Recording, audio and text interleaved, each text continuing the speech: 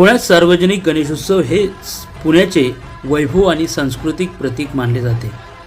गणेशोत्सवाचे 10 दिवस पुण्यामध्ये उत्साह आणि जल्लोषात साजरे केले जातो। पुण्यातील मानाचे 5 गणपती, श्रीमंत दगडूशेठ हलवाई गणपती, भाऊ रंगारी गणपती यासह अनेक प्रसिद्ध मंडळांच्या गणपतीच्या दर्शनासाठी लाखो भाविक पुण्यात येतात। चौकात गणेश मंडळांचे मंडप आणि देखावे उभारले जातात। गणरायाच्या आगमनांना मिरवणूक निघते। मानाच्या गणपती समोर पुण्यातील प्रसिद्ध ढोल ताशा पथकांचे वादक सादर केले जाते। पुण्यातील ढोल ताशा पथकाशिवाय गणेशोत्सव सोहळा पूर्ण होऊ शकतच नाही। गणेशोत्सवाच्या 2-3 महिन्यापूर्वीच हे ढोल ताशा पथक वादनाचा सराव सुरू करतात।